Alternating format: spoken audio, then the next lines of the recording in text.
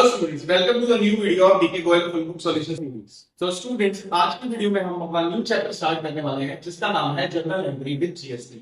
इससे पहले हमने जनरल एंट्री चैप्टर किया है जिसके अंदर जनरल एंट्री तो हमने सीखी थी पर उसके अंदर जीएसटी नहीं था। तो इस चैप्टर में हम जीएसटी के साथ जनरल एंट्री लगाना सीखेंगे। ठीक है, तो सबसे पहला क्वेश्चन आता है कि जीएसटी होता क्या है।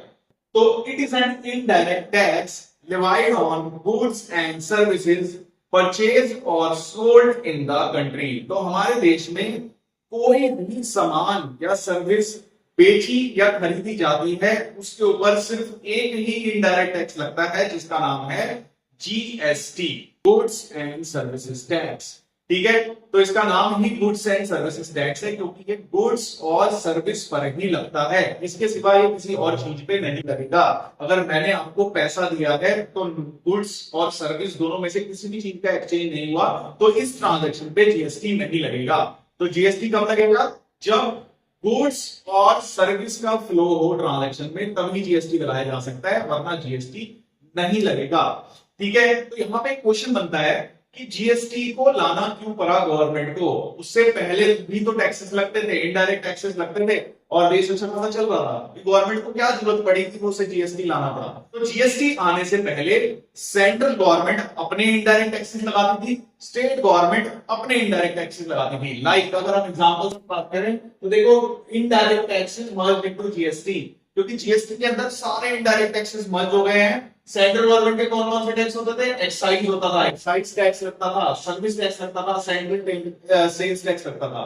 अब ये क्या है, इन सबको हटा के जीएसटी के अंदर डाल दिया गया। ऐसे ही स्टेट गवर्नमेंट क्या करती थी? परचेज टैक्स लगाती थी, वैट लगाती थी, इनकम टैक्स लगाती थी, लग्जरी लगाती थी, टैक्सेस ऑन लॉटरी लगाती थी और भी कई तरीके के टैक्सेस स्टेट गवर्नमेंट लगाती थी जो अलग अलग कलेक्ट किए जाते थे। और उसमें बहुत बड़ा क्योस रहता था सेंट्रल गवर्नमेंट और स्टेट गवर्नमेंट के बीच में, क्योंकि फंड एलोकेशन का बहुत बड़ा क्योस था। कहीं पे सेंट्रल गवर्नमेंट वाले अपने टैक्सेस में से पैसा नहीं देते थे स्टेट गवर्नमेंट को, स्टेट गवर्नमेंट अपने टैक्सेस में से पैसा नहीं देते थे, तो बहुत बड़ा रेवेन्यू लॉसेस होता था। तो इस चीज को दूर करने के लिए गवर्नमेंट ने डिसाइड किया कि वो एक ही टैक्स लेके आएंगे जो सारे इनडायरेक्ट टैक्सेस को रिप्लेस कर देगा, और उसका क्या नाम है? उसका नाम है जीएसटी।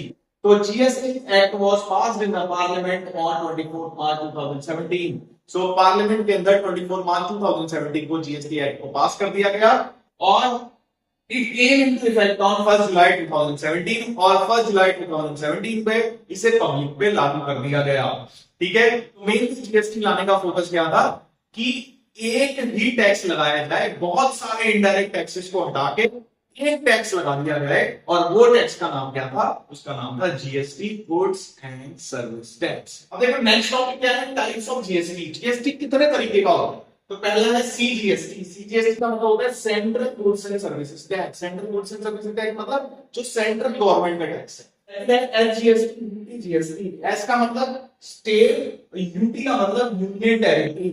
तो देखो, अगर स्टेट है तो स्टेट जीएसटी लगेगा और अगर यूनियन टेरिटरी है तो यूनियन टेरिटरी जीएसटी लगेगा।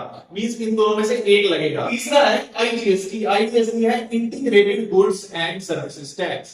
अब हमारा क्वेश्चन बनता है कि जो हमारा सीजीएसटी कब लगेगा, एसजीएसटी कब लगेगा, आईजीएसटी कब लगेगा? तो देखिए, जब सामान सेम स्टेट में सोल्ड होता है तो हमारे दो टैक्सेस लगते हैं। वो कौन से होंगे? CGST and SGST. सीजीएसटी मतलब सेंट्रल गवर्नमेंट, एसजीएसटी मतलब स्टेट गवर्नमेंट। ठीक है, ये टैक्सेस तब लगेंगे जब सेम स्टेट में सामान सोल्ड हो रहा होगा। लाइक उत्तर प्रदेश का सामान उत्तर प्रदेश में ही सोल्ड हो रहा है तो हम क्या लगाएंगे? हम दो जीएसटी लगाएंगे, that will be CGST, SGST. Suppose करो कि टैक्स स्लैब 18% है तो 9% सीजीएसटी हो जाएगा, 9% एसजीएसटी हो जाएगा। ठीक है, मतलब 9% टैक्स सेंट्रल गवर्नमेंट को चले जाएगा और 9% किसके पास आ जाएगा? 9% स्टेट गवर्नमेंट के पास आ जाएगा। अगर अब हम उत्तर प्रदेश का सामान अगर हम उत्तराखंड में बेचें तो स्टेट चेंज हो गई, तो वहां पे जो टैक्स लगेगा उसका नाम होगा आईजीएसटी। तो अदर स्टेट में जब हम सामान बेचते हैं उसे बोलते हैं integrated goods and services tax. देखो, अब यहाँ पे तीन लोग इन्वॉल्व हो गए। एक तो सेंट्रल गवर्नमेंट इन्वॉल्व हो गई, दूसरा यूपी की गवर्नमेंट हो गई, तीसरा उत्तराखंड की गवर्नमेंट हो गई। फिर से क्योस ना पैदा हो, इस वजह से क्या करते हैं? इंटीग्रेटेड जीएसटी में सारा का सारा जीएसटी सेंट्रल गवर्नमेंट के पास सबमिट हो जाता है। फिर वो देखते हैं किसका कितना बनता है, according to rules and regulations दोनों को दे दिया जाता है। जितना यूपी का बनेगा यूपी को दे दिया जाएगा, जितना उत्तराखंड का बनेगा उत्तराखंड को दे दिया जाएगा। अब नेक्स्ट टॉपिक है important terms related to GST. पहला क्या होता है इनटू जीएसटी। ये क्या होता है, when we purchase any good और सर्विस। अगर हम एक बिजनेसमैन है और हम किसी से सामान या सर्विस ले रहे हैं तो हम जो टैक्स देंगे उसको लिखेंगे इनपुट जीएसटी, चाहे वो सीजीएसटी हो, चाहे एसजीएसटी हो, चाहे आईजीएसटी हो, उसके आगे हमको क्या लगाना है, उसको लगाना है इनपुट। अगर हम परचेज कर रहे हैं कोई चीज, और वाइस वर्सा अगर हम सेल कर रहे हैं कोई चीज, उसे बोलते हैं output GST. When we sell any goods और सर्विस, अगर हमने कोई गुड और सर्विस सेल किया है तो सामने वाला हमको टैक्स देगा, तो हम उसको क्या लिखेंगे, उसको हम लिखेंगे आउटपुट सीजीएसटी और आउटपुट एसजीएसटी या फिर आउटपुट आईजीएसटी। जो भी क्वेश्चन की रिक्वायरमेंट होगी हम उसको उस हिसाब से लगाएंगे। ठीक है, तो आई होप आपको कॉन्सेप्ट अच्छे से समझ आया होगा। मिलते हैं नेक्स्ट वीडियो में इस चैप्टर के नेक्स्ट कॉन्सेप्ट्स के साथ।